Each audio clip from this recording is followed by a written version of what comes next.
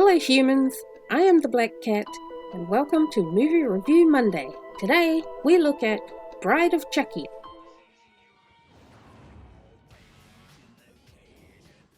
Chucky? He's so 80s. No, He's he's even not. scary. Yes, he is. So Bride of Chucky was released in 1998, directed by Ronnie Yu, starring Jennifer Tilly as Tiffany, Brad Dourif as the voice of Chucky, Katherine Heigl as Jade, and Nick Stabile as Jesse. Okay, there's going to be a bit of a spoiler for the ending of Child's Play 3. So at the end of Child's Play 3, Chucky falls into a large fan that basically cuts him into pieces. The Bride of Chucky starts with Chucky's remains being stolen from a police evidence room. This is where we are introduced to Tiffany, Charles Lee Ray's girlfriend.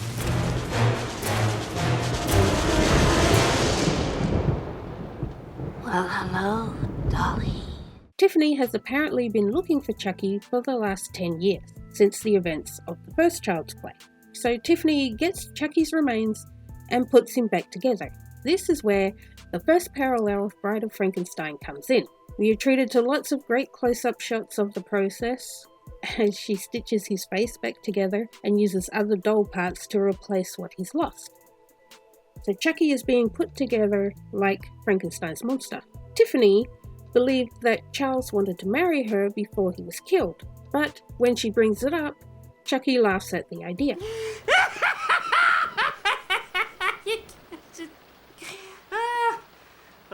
This angers Tiffany, so she locks him up in the playpen. She then gets the bride doll and puts it into the playpen with Chucky in order to taunt him. He gets angry at this, he escapes, kills Tiffany, and then he transfers her soul into the bride doll.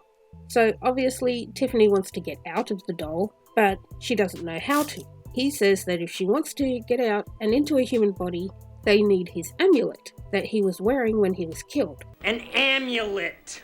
We need it to transfer our souls into human bodies. This is one of the main problems I have with this movie, and that is the introduction of the amulet. This is the first time it's mentioned. Chucky has tried to transfer his soul before, but he's only ever used the chant. However, I do recall one point that the chant didn't work, so maybe they brought the idea out of that. But anyway, the amulet is the reason they want to travel to his grave so that they can retrieve it because it was buried with him.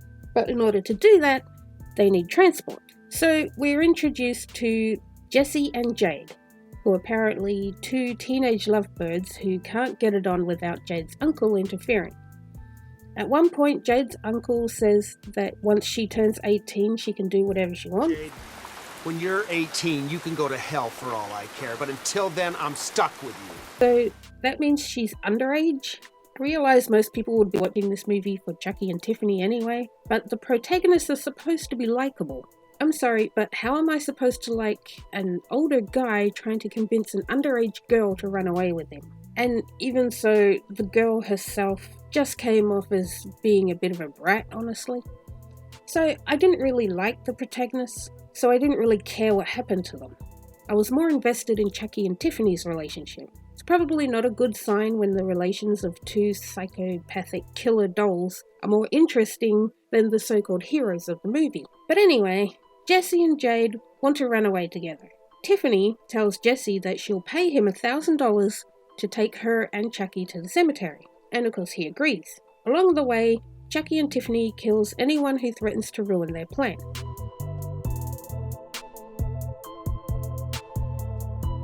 The introduction of Tiffany brings a lot of feminine aesthetic, especially in Tiffany's trailer. The visuals of this film are very colourful. It reflects the campy nature of the movie. Even though there are some good kills, it's still very humorous.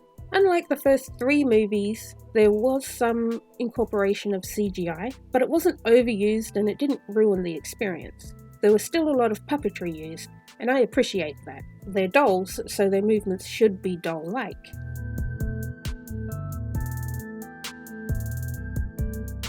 For this movie, I actually have two favourite scenes, which is a first for me so far. So the first one is when Tiffany is dancing for Chucky. The look on Chucky's face as he's looking up at her is filled with expression. which is weird to say because he's a doll, but you still get a sense of thought. And I think this is as a result of good camera angles to get that effect. My second favourite scene is when Tiffany kills the obnoxious couple in the room next door. There was some CGI used for this scene, but I think it works really well. I like the way you see Tiffany in the reflection of the mirror as she throws the bottle up, and as the broken mirror is coming down, you see the couple's reflections, their faces in the mirror.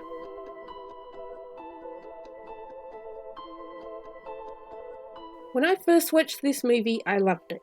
It's definitely my favourite Chucky movie. Because it's so cheesy, it's a lot more light-hearted than the others, to a certain extent, even though they still kill people. Bride of Chucky is also the first movie in the series that isn't called Child's Play. It's also the first movie that doesn't have Andy in it. As I said in the Child's Play 3 review, Chucky has a whole new body and he realizes he no longer needs Andy to transition. So I like the choice of not calling this one Child's Play and instead calling it Bride of Chucky, because it no longer involves Andy. It's no longer Child's Play. Instead, now it's Chucky's story.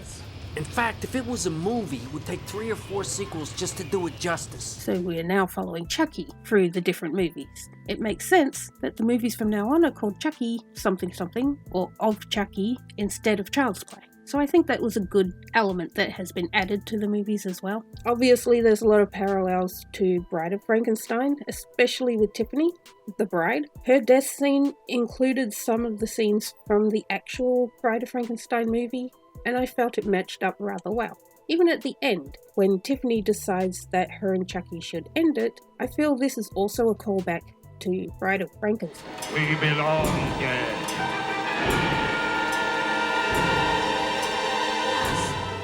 Don't you see? We belong dead. But it's not only Frankenstein that is referenced, but also some other well-known horror characters. In the evidence locker in the beginning, we see what is meant to represent Jason's mask, Leatherface's chainsaw, Michael Myers' mask, and Freddy's glove. Also, when they killed Jade's uncle with the nails to the face, Chucky comments that it looks familiar, which is an obvious reference to Pinhead. Why does that look so familiar? We'll tear your soul apart. The problems I had with this movie are threefold. 1, the human characters were completely unlikable. 2, the introduction of the amulet, getting to the grave to retrieve the amulet drove the entire plot of the movie. But this amulet was never mentioned before.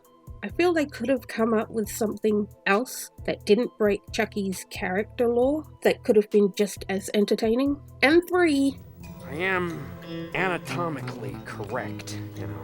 Chucky is anatomically correct. He's anatomically correct, people. Just let that sink in. Why would a doll that has been created for children to play with be anatomically correct? Yes, I realize he needed to be in order for the plot of the next movie to happen, but suspension of disbelief does have its limits. I do, however, like Tiffany, and I think the inclusion of Jennifer Tilly is a plus for these movies.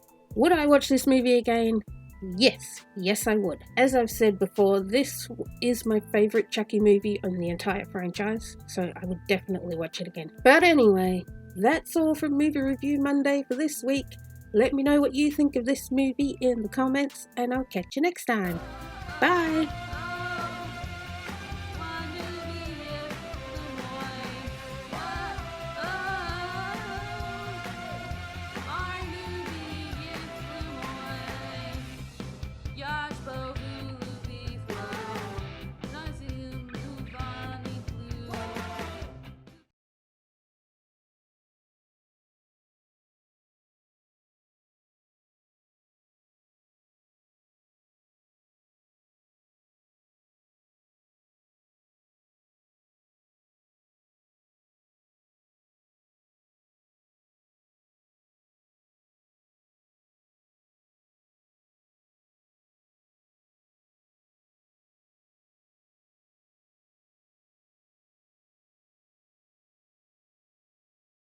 You have to have faith.